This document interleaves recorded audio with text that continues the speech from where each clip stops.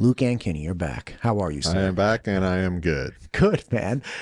You are the manager of Marsing Ag Labor. Correct. Correct. You and I connected last year, similar time frame, because surprise, there was a mass transportation going on with ag labor through, not to the Treasure Valley, it was literally through the Treasure Valley. So the infamous video of like they dropped off 3 busloads of illegal immigrants outside the China buffet. Correct. Yeah. Fairview and 5 Mile. Turned out, amazingly, that story played out. I got a hold of Sheriff Clifford and asked him, like, hey, did you guys, he's like, yeah, we sent out ICE, checked their papers. These are H-2A workers going to Oregon. They weren't even stopping here. Yeah. They weren't even coming here. They literally just stopped at the China buffet for some greasy spoon Chinese and then like moved on their way. And while they're waiting, just getting some fresh air, stretching their legs, ICE shows up. Yeah. And it was like, point is that we live in the Treasure Valley, right next to the Magic Valley. Correct. And these are agricultural hotspots and have been for like centuries. Yes, for a very long time. For a very long time. Yeah. And as such, we need mass labor to work these fields. And guess what? You're not doing it. I'm probably not doing it. I'm going to go try it this summer, though. Yeah, we'll get you out there. We'll get some work. But talk to me about, like, let's just start with the general reality that, like, how many workers flow into this area every year at this time? Yeah, I mean, there are some that live here year round. And we can actually keep them employed year round with packing sheds and different other jobs in ag, or they'll go, get a winter job at Amazon or something like that. But they always want to be outside in the summer. But then, I mean, just the number of people coming up, the migration domestically isn't as much as it used to be, because they want to put down roots where they are. But the influx of, like you already referenced, H-2A workers coming up from Mexico or wherever they're coming from, on those 9-10 month contracts. I know one farmer that'll get a couple hundred H-2A workers. That's one farm throughout the year. Some of them it'll be the entire season. So yeah, I mean, the type of work we do here in the Treasure Valley and in the Magic Valley, but particularly here in the Treasure Valley, we have the soil, we have the climate, and we have water. And people, I mean, this year we have more snow in the mountains than we need. If you've seen the Boise River lately, I mean, it is flowing there, getting rid of water for flood control. But because we can grow a variety of different crops, in particular seed crops, orchards, vineyards, hops, all the crops we grow here, so many of them are labor intensive. And there's not machines to do that work. And so the volume of people we need to do that work, it just keeps, I mean, it's sustained or has to increase. It's a couple things. Flood control. I actually spoke with Dr. Emily Wakehild yesterday from Boise State University. She happens to be a beaver expert. We talked all about parachuting beavers. Oh, I've heard about that. Yeah, it was wild. And beavers used to be everywhere in Idaho. I mean, think about the just the river streams and systems in the state of Idaho. Like, of course, beavers are going to be everywhere. Yeah. And they came through and wiped them out. And I think it was like 1870-ish. They just decimated all of the beavers. And as such, you had mass flooding on, like when Boise was getting going in the early 20th century, it would flood 300 feet in each direction over the banks every spring when the snowmelt came. And at least in part, like there are a lot of things going on with that. And we have Lucky Peak Dam and other dam and reservoir systems now. But we also had this incredible naturally made a surface water reservoir system with the beavers. Like, it was pretty wild. Yeah. So it's like, it's amazing how much water flows through this area and why even though we're in a high desert, it became this really agricultural hotspot. It's like, we have the water. Yeah, we have the water. If we harvest it and we can store it at the right times. If not, it just floods and goes away. But if we do have storage, we have just an abundance of water that we can use. Now, obviously, last year, with the cobalt mines and everything. Yeah. Well, and other parts of the state aren't as blessed as we are here to have the water we have. All right, man. So listen to me. what happens? What can people expect coming up? Because there are a lot of things in the next couple months, which is you're going to have thousands and thousands of people coming into this area with H-2A work in particular. Yeah. Okay. You engage in a contract with somebody that exists presently in a foreign nation. Correct. Right. So that could be Mexico. It could be anywhere. Yeah. Right. And you agree to a contract, which is, hey, I think the base value is $17 an hour. Right? Yeah, it's just under 17. It's called the AWAR. Great. In Idaho. Got it. So you have to offer that first locally. So anybody locally who wants that money, you can come get it.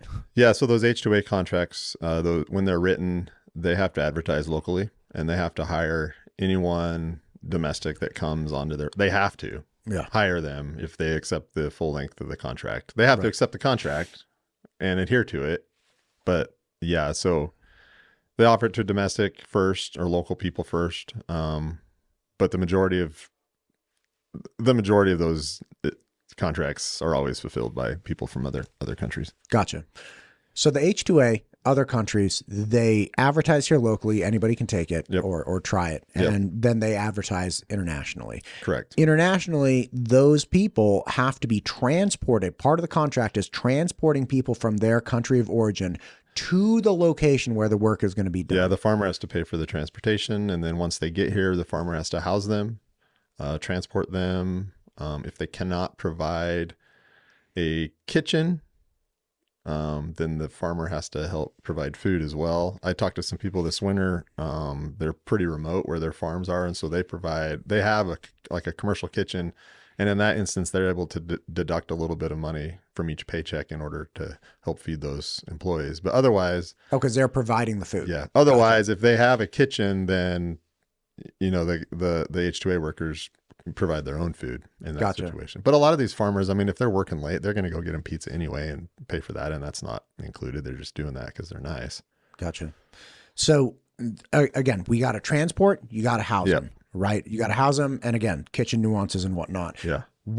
And again, that's why you see mass transportation coming into this area, right? So if you see a bus full of farm workers, they don't look like they're from here. The majority of them are H-2A, because the easiest way to transport a large crew is in a bus. Right. It's just like the assumption immediately to nefarious intent is just, it's too much for me. And like with my crews, if you're driving out, particularly like this summer when it's like corn detasseling, if it's one of my crews, you'll drive by a field and you'll see 50 cars parked alongside the field. That's the difference. That's usually how you can tell it's a domestic crew versus a H-2A crew. H-2A crew, there's a couple buses. Domestic crew, there's just a bunch of cars. Gotcha. Okay. So they're here. They're here. They have to be housed. You got to provide food. Like, let's not be crazy.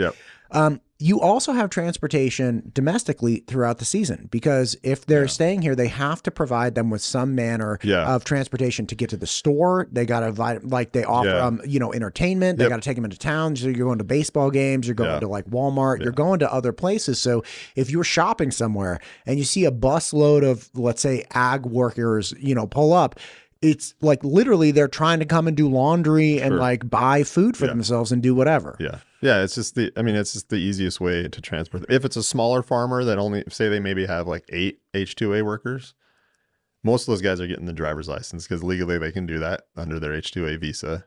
So they're getting them a driver's license, and the farmer's just like, here's the car. You guys come and go as you please when you need to go get your own food. But if it's a large farm that, they say they have 200 workers, that's the best way to get them to where they need to go. I mean, the bank we bank at in Nampa for Marsing Ag, several other farmers use that bank. And I know of one that has H-2A workers. And so Friday afternoons, that bus is parked in the Winco parking lot.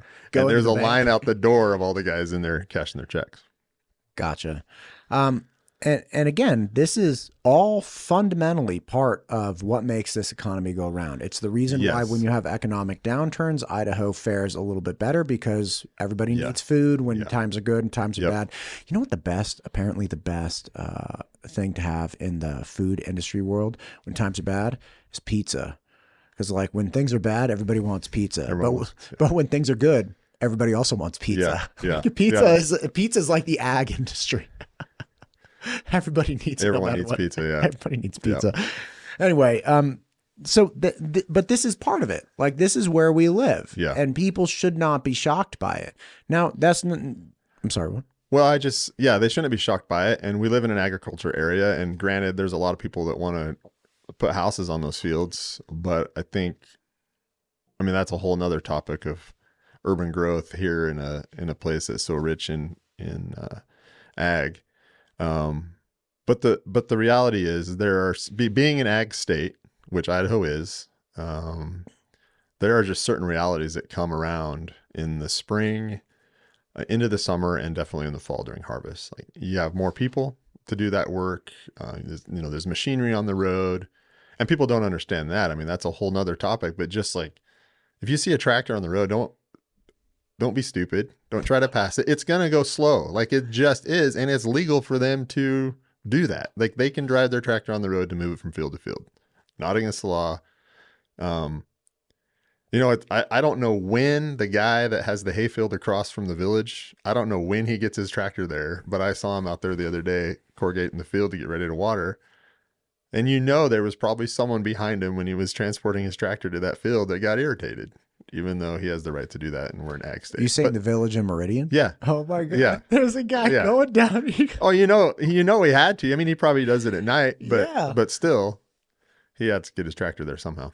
I was talking to Spencer Black from the Cattlemen Association, and he was chatting with me about, I guess, like, I don't know anything about anything. He was like, "Oh yeah, I'm friends with that guy. We got real close when we were baling hay." And I was like, "Why is that?" And he's like, "Well, you got to do it at night, all night long." I was like, "What? Wait, why?" And he goes into this whole thing. He's like, "Well, you can't do it. Or, like, you can do it during the day, but then things heat up, and it's like then your bales are loose, and all these different things, right?" Mm-hmm.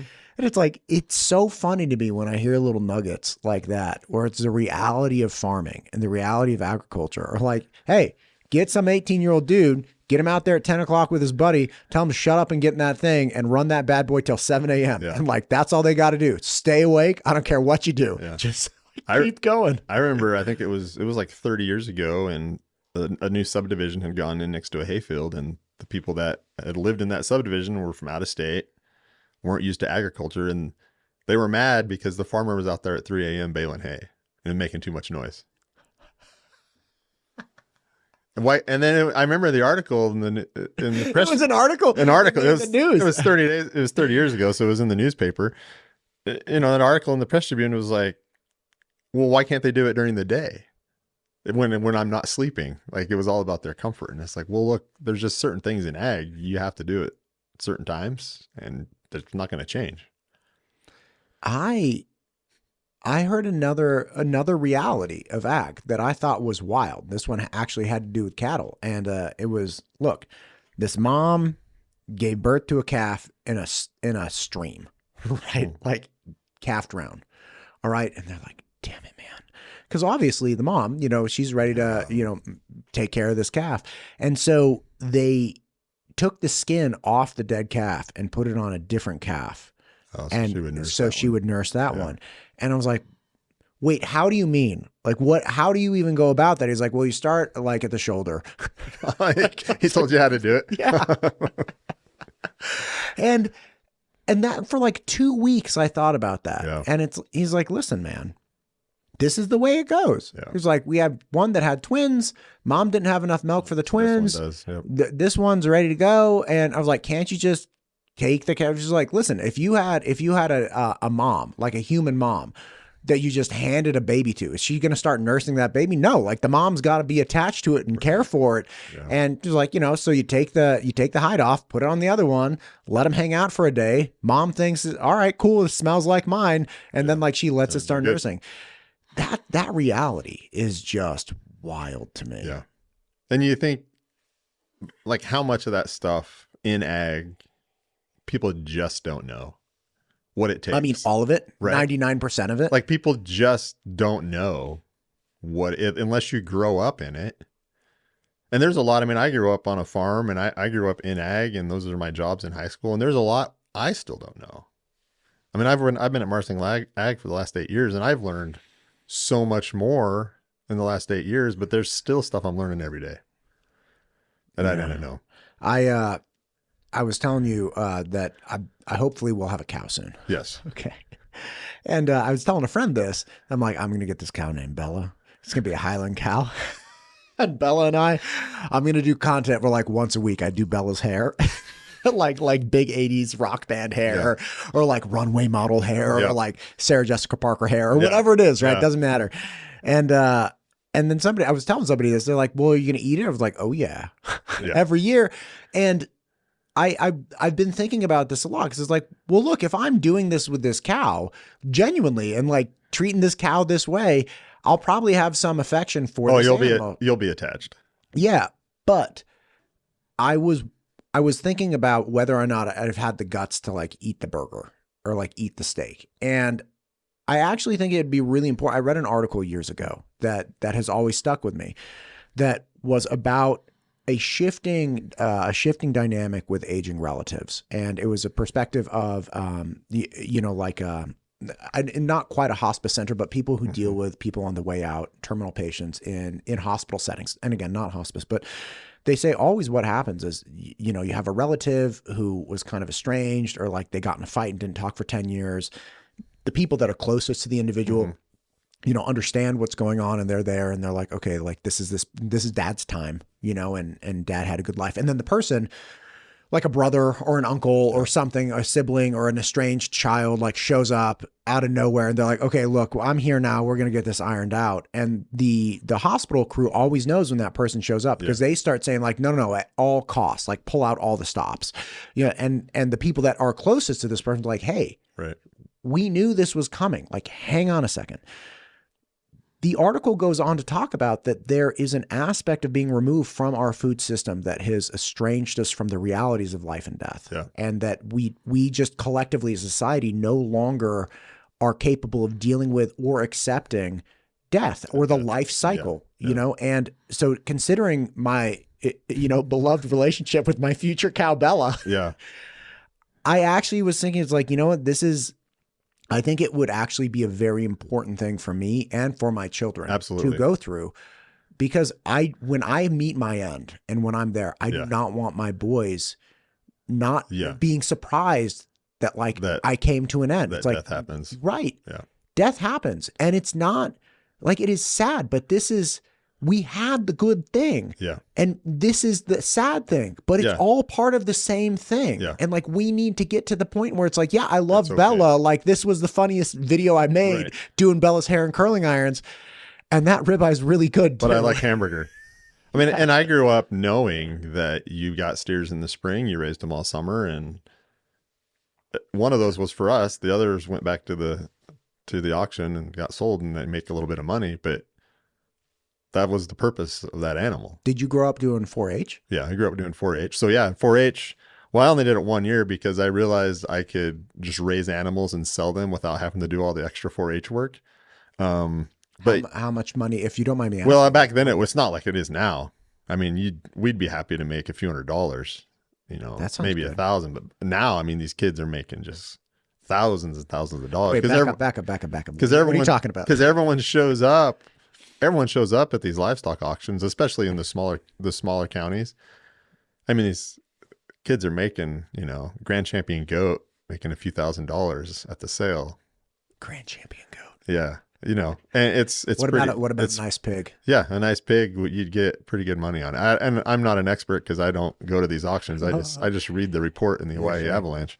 But is that a local newspaper? It's a local newspaper. That's awesome. Newspaper in Hawaii County. That's awesome. Yeah, it's a weekly newspaper. It's great.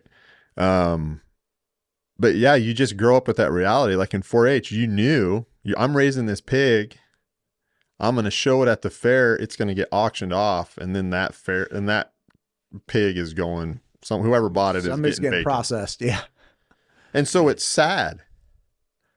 You may shed a tear for this pig you spent a lot of time with. I know a kid that he had a steer. I mean, that steer was so trained by the time he got to fair, he could walk and that steer's head would just be on his shoulder as he walked. But he knew the reality of it. He'd go to the fair, show the animal, it gets sold.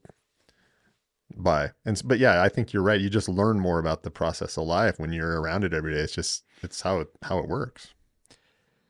Yeah. Yeah. 1,000 like just even hearing your stories, it's like I almost want to cry for a pig. But I can't. I had this interesting conversation with some of my students about hunting. Okay. That, you know, and again, SAT prep, 16, 17-year-olds, especially in the state that shall not be named, you know, they have a lot of opinions about hunting. And I'm like, listen, how many deer per year do you think die of old age? Like what percent of all the deaths of white-tailed deer? How many do you think just lie down in that green pasture? They're like, I've had a good life. I'm like 0% die of old age. Like when they are too slow to evade predators, they get eaten alive. They get torn to shreds. They die of starvation. They die of the elements. They break their leg. Like I hit a deer in my dumb 97 RAV4, you know, like, and I can still see the eyes as it like flew across a freeway.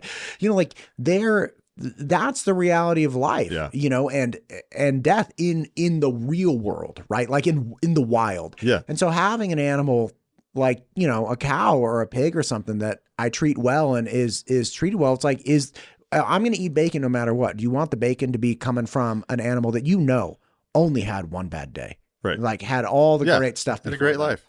Yeah, man. I mean, livestock's one part, but I mean, that's why I encourage people to get pets. Like we're a dog family. And so we've had, you know, several dogs over the course of my kids' lifetime, and they've learned about losing a loved one because of having a dog. And it's sad because they become part of the family, but you learn about that. And so same thing with the livestock that you like I said, you buy a steer, you raise it all summer, you sell it. Maybe you get close to it, maybe you don't, but you understand the purpose of that animal. You know, the purpose of a dog is just to love you unconditionally every single day. Right. And be a part of your family. But when that dog dies, you're sad. I mean, you learn how to grieve so that when it becomes a reality of, you know, a human that you're close to dying, you've been through that process a little bit. And it's okay to grieve. You learn that it's okay to grieve. You learn how to go through that process. And if you're so immune to it, like you said, and I'm not an expert on any of this, but just from what I've experienced, if you're immune to all that and you never see it, and then someone that you cherish passes away, you're just, you know, you don't know how to handle that. You've never seen it before. Right. And it's just hard to reconcile. Yeah. You know, and I don't know how we got on that. I don't know. I think we were talking about, do you ever watch that chick who does with the pigs, Datsun Farm or something? She's like, oh, she's got the big old belt buckle. And stuff. Yeah. I see those clips. Yeah. Like, oh yeah. That chick is lit. Big old shoulders. Her shirts always have giant shoulders on them. But, you know, again, I think those types of pursuits are just, well, and I'm like, it's cool being in an ag area where you can engage in those things. And I think the opportunity to understand agriculture, we talked about 4-H a little bit, or FFA, you know, there's Future Farmers of America, huge chapters at our local schools. And the things these kids are learning, whether or not they have a career in agriculture after high school, doesn't really matter. What they're learning in the process, the same as 4-H, what they're learning, the leadership skills, the how to take care of something, all those things are going to translate into life. But I think to your point, like living in an ag area, we would all be a lot better off if everyone took a little bit of time to try to understand agriculture and what it looks like, whether it's the labor, whether it's livestock, whether it's how to grow a crop. I think we'd all, why is this tractor on the road? Why are they baling hay at 3 a.m? You know, all these things, if people just took a little more interest, even 1% interest in agriculture, because we live in a state that's highly dependent on agriculture, I think we'd all be better off. Man, I can't deny that. You were a school board member once. I was. Do you remember, did you guys ever do those like fake babies that people had to take care of as like as part of like health class or something. I remember seeing girls in high school carrying around this dumb kid, and like when the kid cried, you had to put a key in the bag as if you were like nursing. I think they got like magnetic bottles, so it was like you had to hold the bottle just right, and like this whole bit. But that was an attempt to actually share the burden of having a kid. Yeah. And I actually had a student, and this is the Zimmermans, man, they were a different family. Awesome family, 4 kids, mom really high energy, super nice. Dad was super cool. They had goats, so they actually lived in this circle. And across there was a little flat patch. But then on one of the borders of the circle was this big hill. And they actually bought that hill property. You couldn't build a house on it because it was too steep. And they got goats. So like the Zimmerman's house was here, and then they had goats across the street. And they're like, yeah, our goats. I'm like, that's kind of lit. Like, awesome, man. Anyway, one of the daughters actually, for her senior project, fostered a baby that needed a foster home. Oh, wow. And so here's this 17-year-old girl who gets this baby who was born with addiction problems and is foster caring it. And they're like, no, you're not going out tonight or tomorrow night or like ever or any until you're not taking care of this tiny human being that you took on. And they weren't like mean about it, right? But they're like, no, girl, like this is it. You're in it. And they ended up adopting the kid. The family adopted the kid because like, obviously, like you have a baby in the house. There are 4 kids. 3 of them were girls. The youngest was this boy, and this baby girl that they were fostering. They're like, oh, we're not giving her back. Yeah. Wow. And again, I'm not advocating for everybody to do that with a senior project, but having that responsibility, having that reality, right? Having this like, no, you're taking care of this thing now. Yeah. Like, to your point, I think it'd be great if more people got engaged in that. I had a different kid who got into 4-H big time. And he loved agriculture. Like he loved it. He loved growing things. And he lived in this like really nice track house area. But he had like a gigantic garden in the backyard. He went to the county fair. He got like a blue ribbon, like this whole big stand. And he was just so taken by it. And I thought it was so cool. It's like, awesome. Like that's great that you can. And his dad was in like tech sales. So his dad wasn't big into ag, but like his son just loved it. Loved it. Yeah. He just got to scratch that itch.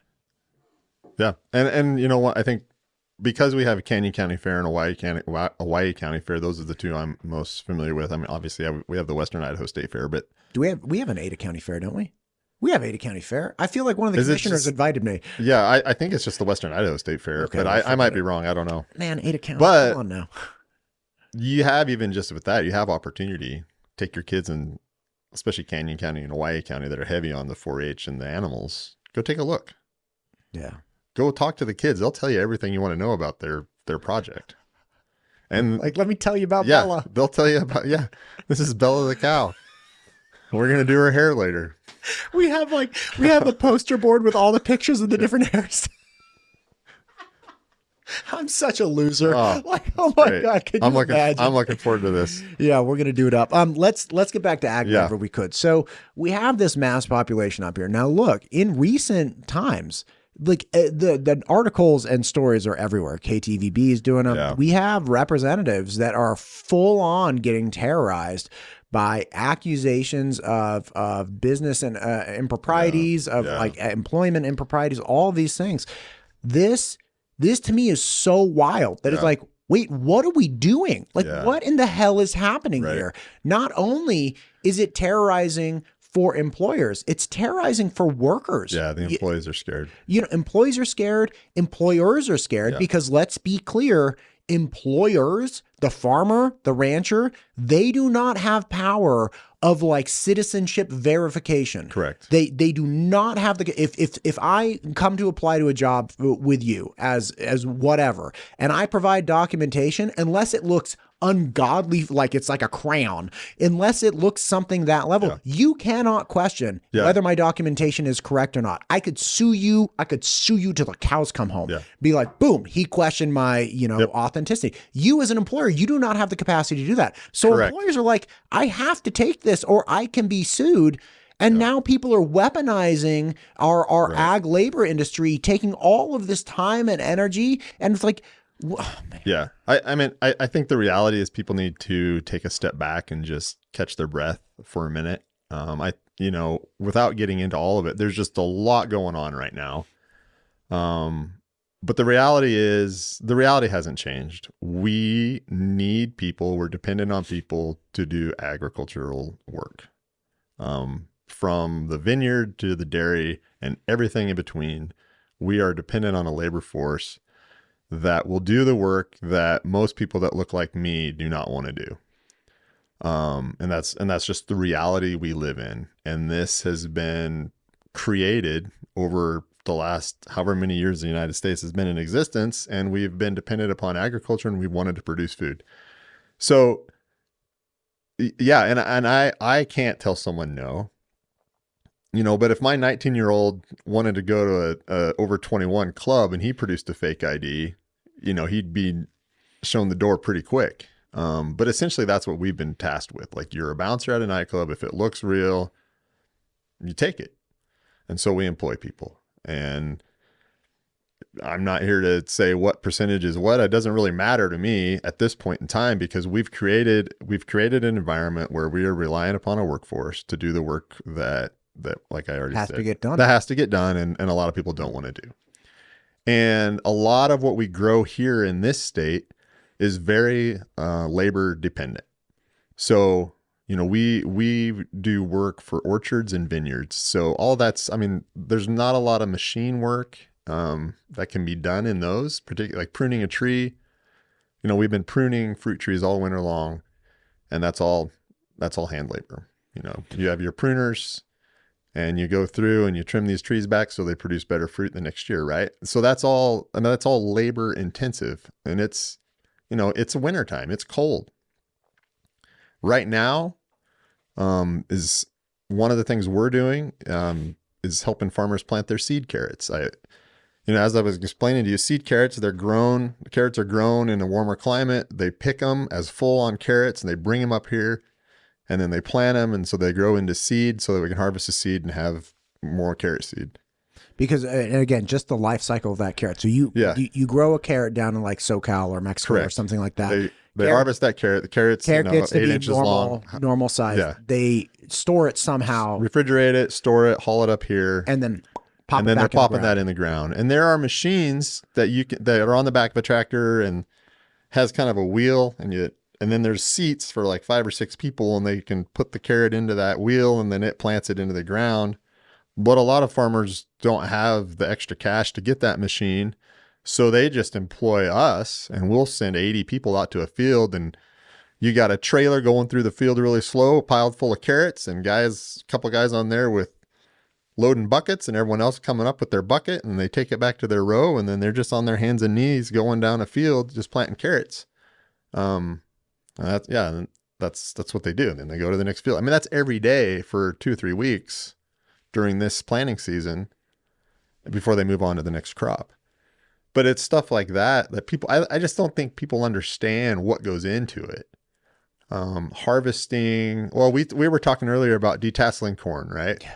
I'm excited to try this. Here we go. And again, because of our location, because of the sunshine we get, because we have water, we grow a lot of stuff here that other places just can't grow. And that's why we have the big companies, Cinemus, Syngenta, Bayer, BASF, KW. All these seed companies, there's a reason they're here. It's because they can grow stuff here that they just can't grow anywhere else. And so they're experimenting here. They're trying out new varieties. All that stuff happens here because of just where we're at.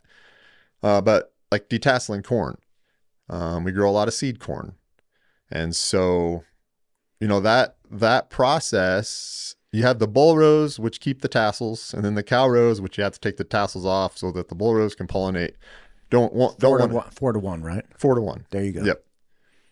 And so the most effective way to get those tassels off is by hand. You walk those rows. Usually you're wearing a rain suit, and you walk those rows and you're just popping off the tassels. So, and you're wearing the rain suit because the sprinklers are going. Well, it's a lot of times they've been watered and that corn just gets really humid in there. So it's wet. And then you don't want the just the corn on your skin is you're just gonna be itchy all day. And it's like nature's fiberglass. Yeah. So you're covered head to toe. But that's usually July. And July in southern Idaho, when it's 100 plus in that cornfield, especially if it's just been watered with the humidity, I mean, it's a lot warmer than 100. It's like the feels like temp is probably, 110, 115. And they're doing that every day for a month. Again, something that has to be done in order for that farmer to be able to have a harvest in the fall. And it's something that I don't think a lot of people realize. Like, why do we need so many people? Because you can't do that with a machine. I mean, they do have machines that'll go and detassel, but we always have to go in after them because it doesn't get all of it. There's a style of video, and again, I don't consume a lot of social media, but I saw it recently that I was like, oh my God. It's the Hispanic wife waking up at 4:30 to make her husband lunch. And it really like warmed my heart watching these videos, because the whole point of the video is that then again, there are different styles, but in one of them, this guy's like dressed head to toe. Yeah. It's like 5 a.m. He's got this thing comes all the way down on his head, and his wife is making him like these, and she's like,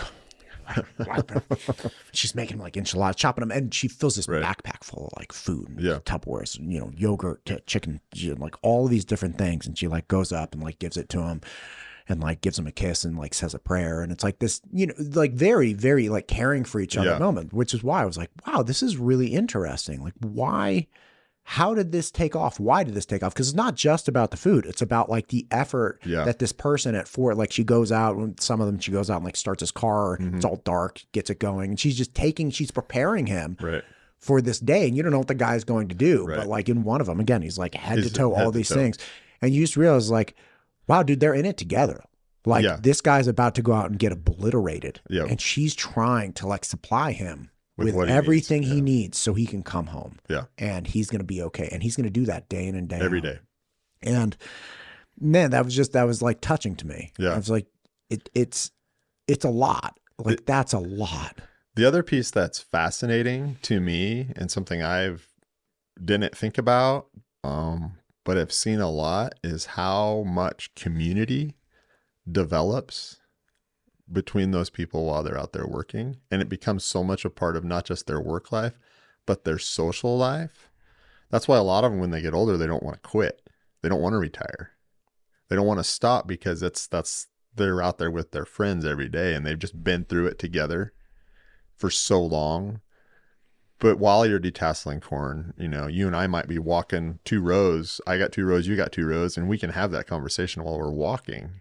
And it becomes a part of their social fabric as well. And it's super interesting, because I'm like, you're 75. You should stop doing this. Well, but those are my friends. And there's like this loyalty to the crew leader and to the people that are out there. It's like, who's going to do it if I don't do it? Yeah. And I got to go out there because they're out there and we've been through this together. And it becomes so much of this fabric of their life.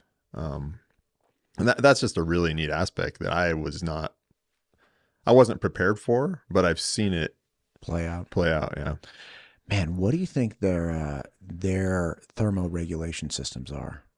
Like if you work in that industry for like even a summer, your thermoregulation system has got to be like, they're just, they're like the electrolytes they got to be taken in. Oh, like the just hammering on their bodies. Like it's amazing what people can do. And I think they do a good job of making sure they get like enough protein every day, just to make sure they have that energy. But like just the water intake, and a lot of them go to get, but they know like if it's hot and they see someone drinking a Coke or something, don't drink that. You need water. You need salt in your water. You need Gatorade. You need something that's going to help you get through the day. My father-in-law, his dad. So my wife's grandfather, he was a contractor, Irish guy, worked like crazy. My father-in-law was telling me that his job when he was a little kid would be going to, or when he was like 15 or something, he'd go to these job sites and they worked like crazy. He was like, if you walked to go get something, you get like kicked off the job site. Like people are hustling. And he was like, my job was to go around before it got like 5 a.m. or something at this job site and like get the extension cords out and give, because this is back, in the 60s and stuff.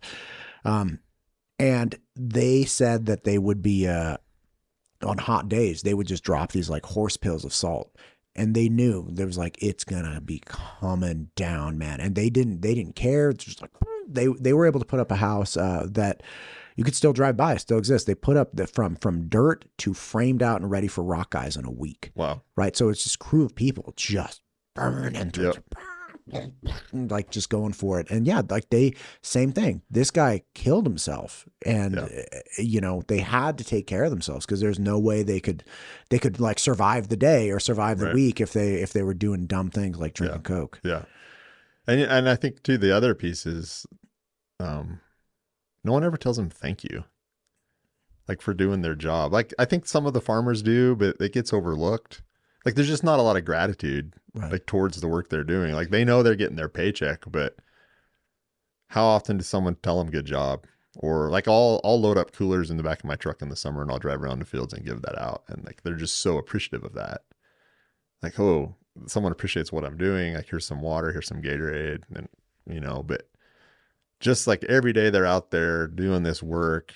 And I know, yes, we all get a paycheck, but sometimes at work, it's just nice to get an attaboy. Like, hey, I see you, you're doing a great job. And I just, and these the farmers that are doing it right, that whether it's with the crew that shows up to do work for a small amount of time or the guys or the ladies they have, that work full time for them on their property. The ones that are doing it right are the ones that they're paying them a salary. They're giving them a truck. They're giving them a house. And then, oh, you're going to lunch with me today. And you tell someone, hey, keep the cash. That's fine. You get a little bit extra today. And just doing those extra things to show them how appreciative they are of the job they're doing. And I know, I mean, that just means a lot to them just to be recognized. Could you imagine going through all of this and then trying to go to Walmart to get some stuff and people start giving you a hard time? Yeah. It's ridiculous. Could you imagine? Like, just from a human to human standpoint, like, what are you doing? Like, that's so bad. Like, listen, we live in a society with laws, and God bless it. Like, we have laws. We have law enforcement. You can't murder somebody and get away. Like, you can't do that stuff. And that's wonderful. Yeah. Right. And thank God. But dude, like, there's that. And then people thinking that they're like these, it's like they're taking up the charge to like, I'm going to find out if this person is illegal or not. Or like, I'm going to tell this person to go. Yeah. It's like, are you like, oh my God, man. And who carries any type I don't carry my passport with me everywhere I go. I mean, I have a driver's license that I have to have, but who's walking around with something that says they should or should not be here? And just try. And then, yeah, you start working at 6 a.m. So you got up at 4:30, 5 o'clock to get to the field 30 to 45 minutes away after you packed your own lunch. You start at 6, you work until 6, 6:30, 7 o'clock at night. And then, I need some food for lunch tomorrow. And so you go to Walmart or wherever, and then, you get harassed for helping that guy who's harassing them eat. Yeah. My grandparents came from Mexico. Yeah. And, I think they went to Arizona first. Mm-hmm. That's my understanding. And grandfather, and grandmother, like not educated, right, superbly, and ended up having 6 kids. My dad was born, I think, in Arizona, and then moved when he was a kid. They moved to something, I can't remember exactly where in Southern California. Yeah. But my grandfather like killed himself to get educated. So we went to night school. He had 6 kids, right? So we went to night school for aeronautical engineering. Right, like wild. Killed him, like was always, I guess, tinkering. I obviously wasn't there, but he was always tinkering with, gears and stuff. And I guess my dad recalls him explaining why when you stretch a rubber band, you can feel heat coming off if you put it up to your lips. And I was like, wow, that's crazy. I'm gonna have to go find a rubber band. Dude, try it. The rubber band is hot. Like you stretch it out a bunch and like you got heat coming off. Yeah. Wild times. Right. And, so like he kills himself and, my dad's parents ended up splitting up and it was real tough. And my dad ends up graduating from like barely graduating from high school. I don't want to like out him with all his personal stuff, but like he ends up going to Vietnam. He and my uncle end up going to Vietnam being helicopter pilots, which is wild because they both survived. Yeah. And, I guess my dad, when he was in high school, somebody was like, why don't you just go work the fields? Like, it's totally fine. Like, here's my dad, little Mexican dude. Yeah. And, that was the wisdom, right? That was shared with him. Like, just go work the fields. And my uncle as well, right? Yeah. Now, mind you, they both go to Vietnam. My uncle gets shot down. He does survive. And my dad doesn't get shot down, but comes back at like 22. Like, these were kids going over there, right? My uncle ends up going through like years of junior college and then college, then goes to Harvard Law School, right? And my dad, similar thing, goes through years of junior college, then finally makes it to UC Davis and then ends up going to UCSF for medical school. And I was born when he was in medical school. And just understanding that like I'm the product of that and my kids are the product of that. And understanding that we have families and children that are growing up in this community and are just trying to make it. And they are willing to sacrifice so much for that shot. Like, it's not a guarantee. You get a shot at it. Right. And like, I understand we have problems in that we've had experienced problems in this country with, illegal immigration. Okay. We've experienced problems with illegal immigrants that are criminals. That's bad, right? Like nobody likes criminals, whether you're legal or illegal. That's bad. Right. But just to categorically write off a group of people that look a certain way or devalue children because it's so hard for me to bring neutrality and compassion to that situation. Yeah. I think you cannot forget about the human element in all of this conversation. And the reality of their families that want to provide for their families. And a lot of them, like I was talking to someone the other day that, he needed to make more money because he's the one that lives in the US and the rest of his family is still in Mexico. And so he's the oldest and he lives in the US. So it's his responsibility to make money to send back to help them there. And they're working, but just that reality of like, he's going to work as much as he can, not only to take care of himself and his family here, but also to take care of his family back in Mexico or wherever they are. When I was in DC a month ago, I met our Uber driver, used to work for the Afghan government. And when the Taliban took over, he had to get out. And so now his line was, I used to have a driver. Now I'm the driver. But he's here with two of his brothers working to help. They're going to college and he's living and then he's sending money back home to try to help his family there. I mean, that's just a reality for a lot of people. And we still have an opportunity. And again, these are all jobs. Again, like especially in ag, you go to any farm, there's just not a lot of white people working the labor jobs, right? The labor intensive job. There's just not. And so you have, Mexican families, Peruvian families, El Salvadoran family, Colombian family, wherever they're from. Actually with H2A, there's some guys coming from South Africa now and working, but the reality is you have these people and they still believe that they can come here and work hard and his life is going to be better for their children. Life might still suck. They have to go out and work 60, 70, 80 hours a week in 100 degrees. They understand that, but they're able to provide for their family and their goal is like my children are going to have a better life. And you see that all the time. And where our housing is in Marsing, it's right across the street from the school and they like living there because their kids can walk across the street and go to school. They can go to the after school program. So they're taken care of and they're getting educated. And there's so many opportunities now for these kids to go to college in Idaho Launch, to go on. You know, there's minorities. There's all these scholarship opportunities, and that's what they're pushing. Hey, get an education so you don't have to come back and do this.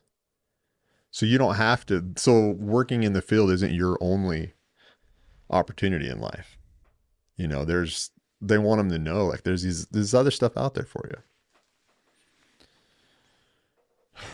Luke, I appreciate you, sir. We covered a lot. We covered a lot. This is man, I will say there have been a lot of things going on in Ada County recently, and it is, a lot of those things have been very discouraging. We've had a lot of unrest in our school district. You know, that's rough. Mm-hmm. That's been bleeding out, not just in the school district, but, you know, in the surrounding areas, people getting in arguments in Home Depot, and it's like, and then, you know, things going on around the ag industry that it's like, what in the hell? And that's, you know, like, I moved here. Right. I moved here. Like, right. I make no qualms about that. I absolutely moved here. I moved here just over 3 years ago. Yeah. And I moved here not knowing anything about the state. Correct. And I've spent the last 3 years trying to understand the state as much as possible and sharing what I learn with other people. That's all I do all day long. Yeah. And I just really hope that more people, especially people that move here, can start orienting themselves more appropriately to what Idaho is. Yeah. You know, like, I'll tell you right now, top 3 reason I moved here. There were a lot of reasons, but top 3 why I moved out of my community is my community fell prey to exactly what's happening here. Yeah. It fell prey on the other side. Okay. It was hard left. Yeah. And if you stepped out of line, people were ready, man. They were ready to get you. There was no conversation. It was like people showing up at other people's houses. There was one guy, this is a perfect example.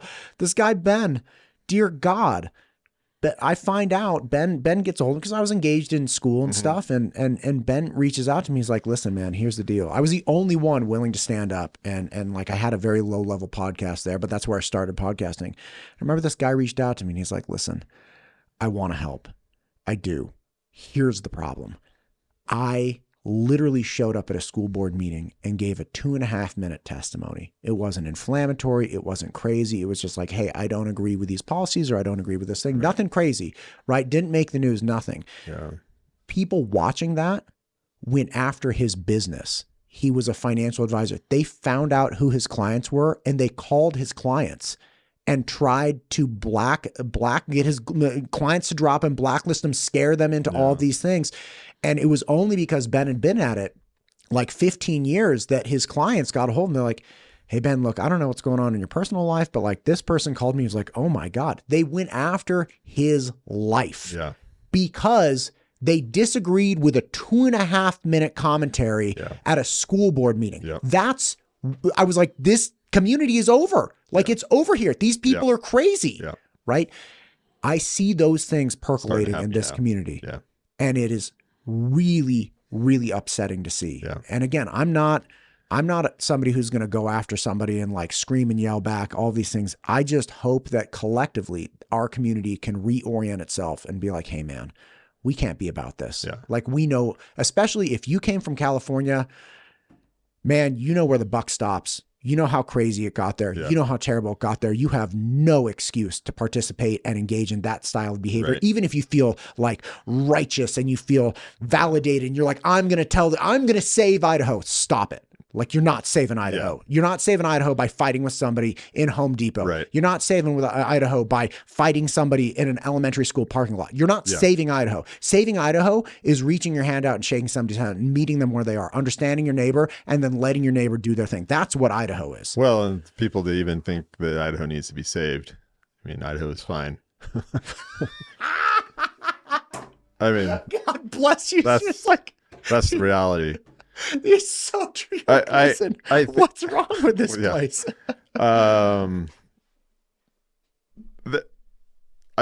I moved around a lot, especially when I was in ministry, and I moved to a lot of small towns. Oh. And the first year I would just sit back and learn. And I've watched it when, you get a new administrator at a school or a new pastor in town or whatever it is. I've watched people do it right and I've watched people do it wrong. And I always think there's a right way to enter a new place. And I think it's kind of the approach you've taken is I'm going to sit back. I'm going to learn what this place is about. I don't have to agree with it, but I'm going to learn what this place is about and then see where I can interject myself and be a part of it for the better. But I never wanted to change those places because I always valued what they were and who they were. And I think if most people just, showed up in Idaho and took a step back and took an ounce of sanity and just looked around and said, you know what, this is a pretty cool place. It's fiercely independent. It's highly dependent on agriculture and hospitality industry and forestry and mining. I mean, there's just a lot of things that make this state unique, and the people are great. But I think if most people would just do that, but the problem is, and I mean, this is a topic for a whole another podcast, but when we just get to a place in society where we just can't disagree and just move on and be civil. I mean, I have really good friends that think very different than me spiritually, politically, Sure, parent, whatever, but they're still my dear friends and I value them. And we really just don't talk about those things. Or when we do, it's like, yeah, we're going to disagree about this. So let's at least have fun with the conversation and then move on, but I think that's part of the issue.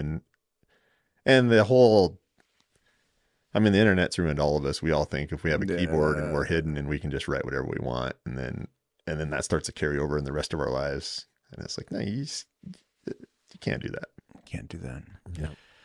Yeah, man. Well, listen, Luke, I always appreciate talking to you. Yeah. Good to be here. Yeah. But one quick thing. Have you ever, I can't remember this gal I had on, Whitney Haruza from One Shot Charlie's up in North. She had this, like story or parable, whatever the hell it is, but it was like Patterson's Fence or something. I can't remember. But the whole story goes, look, you got two friends that walk out into this field, and in the middle of this, like cornfield, there's a fence, and it's not like a fence on the border. It's like in the middle of the cornfield. And the one friend's like, what the hell is this? Like, let's get rid of it. Yeah. Like, this is not helping anyone. Let's go. Right. And the other guy's like, wait. I'm not against getting rid of it. But before we do that, I want to find out who built this. I want to find out why they built it this way. I want to find out who paid to have it built and what the purpose of it was. So not just how it was built, why it was built, like all of these things. And then if we come to the conclusion at the end of all of that, yeah, this fence no longer serves any of these purposes, yeah, let's get rid of it. But man, it might be this way for a reason. We just don't know yet. Why don't we find out? Yeah. And I feel like there's so much of that going on today. Yeah. Just find out why the fence is built. Like, I know it may not make sense to you. Can you just start asking? Yeah. And like, if you become the expert on the fence and you're like, I know for sure this is like, and it's not, and like, we got to get rid of it. It's like, okay, man, that's fair. That's fair. Then like, let's have that conversation. Yeah. But until you know why it's the way it is, or how it got to be that way, or whatever that is, dude, just take a beat. Yeah. If you don't know why we need so many people to work in agriculture, find out why. Find out why the tractor has to drive down the road. Find out why there's these huge sprinklers out in the middle of the field. Find all this stuff out. Don't just get mad about it. I remembered a story as you were sharing, and I don't know. I was visiting a church in Iowa. I was interviewing there. And the pastor that was there was taking us kind of on a tour of the town. And in the cemetery, he showed us where the local Friends or Quaker church during the Civil War had divided over the issue of slavery. And so during the Civil War, and it wasn't necessarily slavery, it was whether they should fight or not. Sure. And so during the Civil War, that church actually split, and there were two churches in town, two Friends churches in this small town of 1,000 people.